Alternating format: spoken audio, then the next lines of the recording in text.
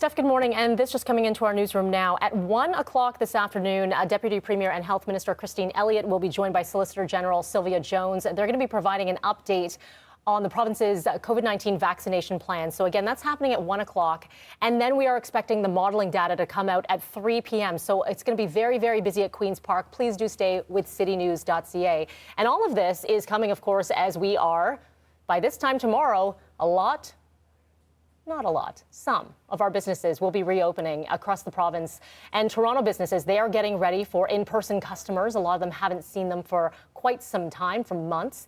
And there's a lot of uncertainty in the city as well with some of the events that we have seen as of late. So there's a lot to talk about. Mayor John Tory joining us now for his weekly check-in. Mayor Tory, good morning to you.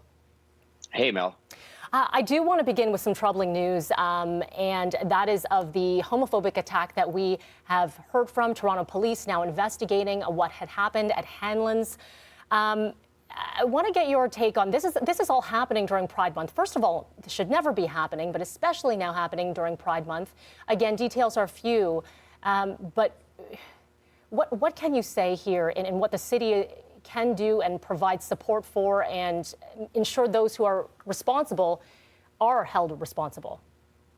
Well, we're doing everything we can to provide support to this gentleman and to the community, and that includes a very intensive effort by the police service, including the hate crimes unit, to look at what happened here and to bring those who are involved to justice. And the police are working very hard on that. But, I'm deeply concerned. I just say to people who are watching this morning, there's something going on with regard to people just feeling the license to do things that are just terrible, hateful things, whether it has to do with the acts of anti-Semitism, whether it has to do with the kind of tragic events that we see in London, which are, at the very worst end of things that we've seen going on here with the defacement of mosques and the same with abuse offered to people in our Jewish community. We see people, like this, who are targeted because of their sexual identity.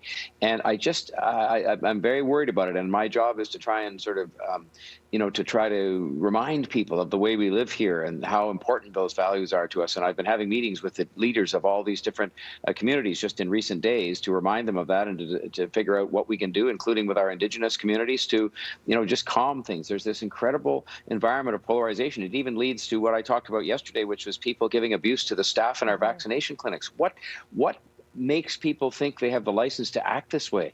I just don't understand it. I mean, this is not Toronto, and a lot of it, people may say it comes from the frustration from the pandemic. Well, I don't accept that, with great respect. I mean, the pandemic has been awful, but it does not excuse this kind of behavior, whether it's violence towards people in our gay community or whether it is other acts that have been committed that are racist and discriminatory. This is not who we are, and it's not how we live.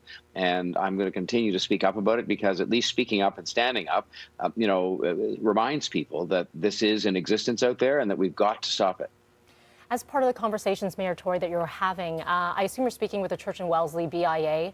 There are calls for the removal of the Alexander Wood statue in the village, which we are standing by live at right now. Alexander Wood, the history being a founding member of an organization that created a residential school. So do you have an update there in what may or may not happen with that statue? We've seen what happened at Ryerson University. Can you comment on that? Well, we're going to be trying to bring forward a process in the next few weeks through a report from the city manager on how we can deal with these questions of recognition and statues where maybe, there's been a greater understanding of the history and people want to make a change, because it shouldn't happen on the basis that, people come with a rope and a pickup truck and take these things down. That's just not the right way to deal with these things. But I will say with regard to this particular statue, it was put up by the BIA at a time when perhaps the understanding of history was different. So if you look at all the legal documents to cut through it all, they also have the right to take it down. We just would be, we will be content with their decision, whatever it is, because it's on city property on the sidewalk. So we had to give permission to put it there, but they can take it down.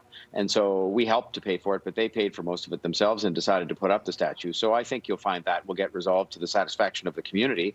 But I think we have to have a better way to deal with these things in kind of an orderly fashion and have somebody objectively look at history. I'm not saying in this case people haven't. I'm just saying that history is complicated, and you want to make sure you're doing these things in a sort of reasonably careful, consultative manner. So I'm sure that one will get resolved. I want to turn to COVID-19 right now. There are a lot of people looking forward to 12:01 a.m., where there is the beginning of some reopening here in the province and specifically here in Toronto. A lot of people I know are looking for those patios. We've been waiting with those curb lanes, seeing them waiting when. So when is the tomorrow?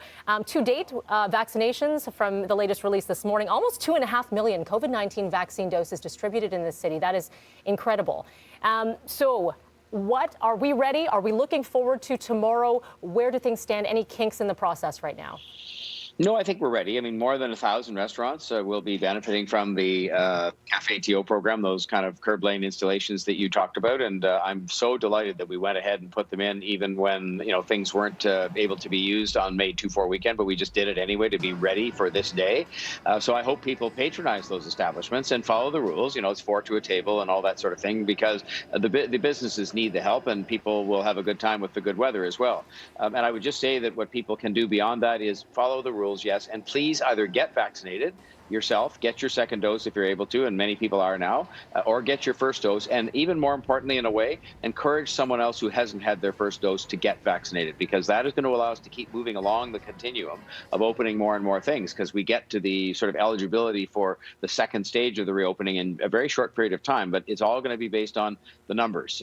How many are vaccinated? How are the case counts? And those are all improving. But the vaccination numbers, which have been really great in Toronto, and people have cooperated. I think we've done a good job at, making sure the clinics are there, and including in places where people had barriers to getting vaccinated. We've tried to eliminate those barriers. And, so I think it's been a great team effort. But there's still quite a few people that need to get vaccinated the first time, and then we've got to go through the whole thing again for the second time. So people could help us with that as they've done. That'll be the best thing they can do to have a broader reopening happen sooner. All right, and as we speak about reopening, I thank you, Mayor Tory, for joining this portion of the Thanks, interview. Mel. And now we go upstairs to Dina and Sid.